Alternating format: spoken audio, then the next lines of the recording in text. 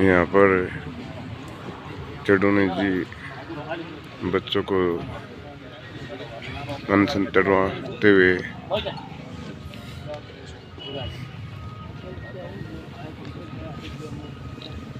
पहुंचे चढ़ोने जी।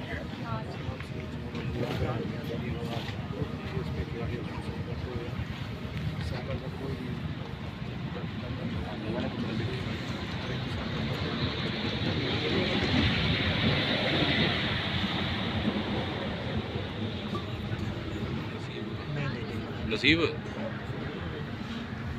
खींच दिए, हाँ ऊपर से खींच दिए।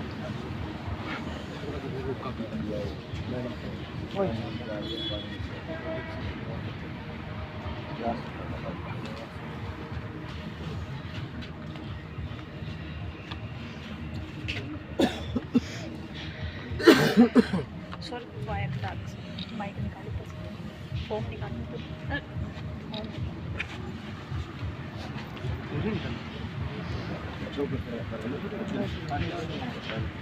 अक्षय हाँ आज कर ले। अरे तो जाओ शोर तो करने दो ना। मेरा गला सारे पीछे आ गए है ना। हां भाई मम्मी आ जाओ ना। अब सारे जी आ जाओ देख लीजिए। एक मिनट सर पीछे देखिए। ये पकड़ सारा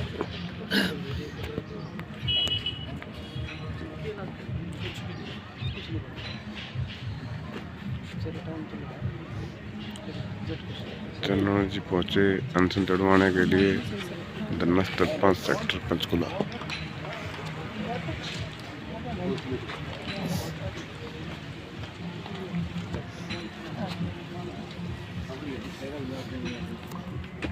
नहीं मतलब आपकी आईडी के अलग मेरी आईडी भी दिखेगा। सर काफ़ी दिनों से ग्रुप डी के छात्र हमारे अनशन में बैठे हैं, तो क्या कहना चाहेंगे और आपके द्वारा आज उनको? देखिए ये बच्चे पहले भी यहाँ बैठे थे और पहले भी यहाँ पे मैं आया था 30 सितंबर को, शायद 3 सितंबर को आया था यहाँ पे। और उस वक्त उसी दिन फिर यहाँ पे जो OSD हैं CM साहब के जवाहर यादव जी, वो आगे थे और उसने इन बच्चों को आश्वासन किया था कि हम 15 दिन के अंदर अंदर आपको नौकरी देंगे। आपको बता दें हम कि ये खिलाड़ी बच्चे हैं और ग्रुप डी की नौकरी का इनको आश्वासन दिया था खिलाड़ियों के कोटे से, और लेकिन उसमें बेईमानी ये की कि खिलाड़ी तो रह गए, जो खिलाड़ी नहीं थे उनको खिलाड़ी दिखा के नौकरी दे दी और जो वास्तविक खिलाड़ी थे वो रह गए। इन्होंने अपने सबूत पेश किए। नंबर 1 बदकिस्मती तो हमारे देश की ये है कि खिलाड़ी को अपने आप को असलियत साबित करना कि हाँ वो नहीं था जो लगाया, मैं हूँ असली खिलाड़ी, ये साबित करना, यही एक महाभारत है। इन्होंने अपने आप को साबित किया और वो गलत सिद्ध हुए। तो अब ये कह रहे हैं कि हमें किसी से मतलब नहीं है, लेकिन हमारा अधिकार बनता था, हमारा अधिकार हमें दिया जाए। और वो अधिकार लेने के लिए पहले बैठे जवाहर यादव जी ने 15 दिन का आश्वासन दिया। इन्होंने अपना यहाँ से आंदोलन समाप्त किया लेकिन रिजल्ट 0। जब रिजल्ट 0 आया तो अब फिर ये काफ़ी दिन से यहाँ पे बैठे हैं और 7 दिन से फिर 4-5 बच्चे जो है वो अनशन पे बैठे और उनकी हालत जो है वो अति ख़राब हो चुकी है, अति बिगड़ चुकी है। और कल इनको जो खुल्लर साहब हैं, शायद वो प्रिंसिपल सेक्रेटरी हैं या जो भी हैं, राजेश खुल्लर जी, उन्होंने इनको बातचीत के लिए बुलाया था और फिर वही मिट्टी गोली वाली बात है, हम आपकी यहाँ मीटिंग करा देंगे, हम आपकी वहाँ मीटिंग करा देंगे। तो आज हमने इन बच्चों को अनुरोध किया है कि आपकी लड़ाई सही है, आपकी लड़ाई है कि अपने आप को इतनी तकलीफ में डाल देना कि दूसरे की आत्मा जाग जाए, लेकिन ये उसके आगे आंदोलन है जिसके अंदर आत्मा हो, जिसके अंदर आत्मा हो ही ना, जिसकी आत्मा मर चुकी हो, उसके आगे आप क्या अनशन करोगे। तो ये बीजेपी वाली जो सरकार है हरियाणा की, इनके अंदर आत्मा नहीं है, इनकी आत्मा मर चुकी है। जिनको भूखे प्यासे बच्चे, तड़पते बच्चे जिनको नहीं नजर आते, उनकी आत्मा मर चुकी है। आज हरियाणा की जो बेरोजगारी है वो पूरे देश में टॉप पर है। और हरियाणा के बच्चे अपने जिनका सबसे ज़्यादा योगदान हरियाणा पंजाब वालों का देश को आज़ाद कराने में, देश को आज़ाद रखने में रहा, आज उस हरियाणा के बच्चे और उस पंजाब के बच्चे आज अपने देश को छोड़कर, आज अपने माँ बाप को छोड़कर, आज अपनी प्रॉपर्टी बेचकर बाहर जा रहे, होड़ लगी हुई। तो सर कारण क्या मानते हैं इन लोगों की ज्वाइनिंग क्यों नहीं हो रही है? इतनी बार इनकी बैठक भी हो गई, बातचीत भी हो गई, लेकिन निर्णय कुछ नहीं निकल पा रहा। देखिए, एक तरफ सरकार कहती है बिना पर्ची बिना खर्ची नौकरी, लेकिन बदनीयत ये थी कि खिलाड़ियों के नाम पर अपने चहेतों को नौकरी दी, वोट के लालच में अपने चहेतों को नौकरी दी गई और जो उसके असली हकदार थे वो रह गए।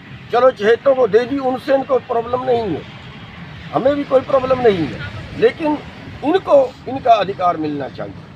और आज हमने इन बच्चों को बहुत समझाया है कि ये तरीका नहीं है, आप सरकार के सामने होकर लड़िए, और इन्होंने हमारी बात मानी है, इनका धन्यवाद है इन बच्चों का।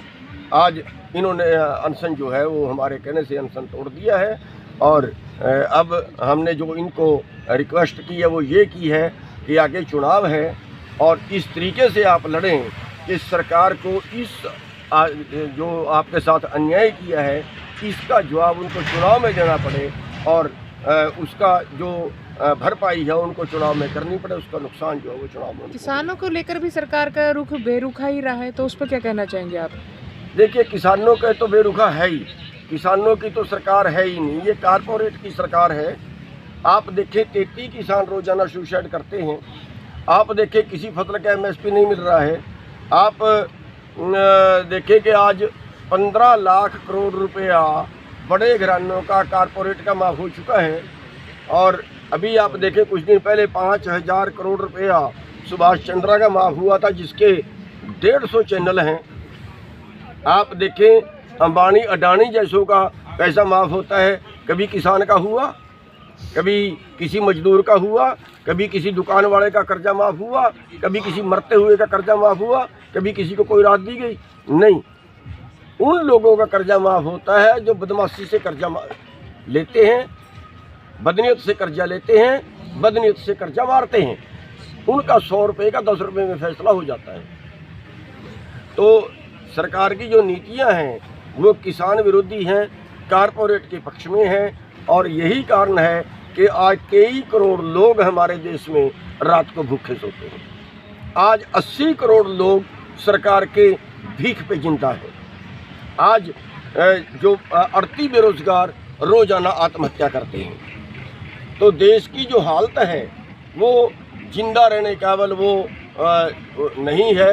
यहाँ तो आप हिसाब लगाएं कि इलाज कराने तक के लोगों के पास पैसे नहीं। तो देश की जो हालत है इतनी ख़राब है, और देश की जनता को जो है वो इसके ऊपर ध्यान देना चाहिए। और मैं तो ये कहूँगा कि जो अगला चुनाव है उसमें इस सरकार का तख्ता पलट कर देना चाहिए। ये तो हम पूरी तरह से आपका किस तरीके से सहयोग रहेगा? हाँ, देखिए, हम इन बच्चों को आश्वासन देना चाहते हैं कि ये बच्चे जो भी आंदोलन करेंगे सरकार इनको अकेला मत समझे। सरकार ये मत समझें कि गिनती कम है और ये कोई बड़ा आंदोलन नहीं कर पाएंगे। हम भारतीय किसान यूनियन चढ़ुन्नी पूरी तरह से इन बच्चों के साथ है, बेरोजगार बच्चों के साथ है। ये जैसा भी कहेंगे, जैसी हेल्प हमारे से मांगेंगे वैसे ही आंदोलन करेंगे। और हम इनसे ये कहेंगे कि पूरे हरियाणा के अंदर जो है ये घूम घूम के आंदोलन करें, अपना जो दर्द है वो जनता की अदालत में लेके जाएं, जनता की अदालत में ये अपना दर्द रखें। और भारतीय किसान यूनियन चढ़ुन्नी पूरी तरह से इन बेरोजगार बच्चों के साथ में इनका सहयोग करें।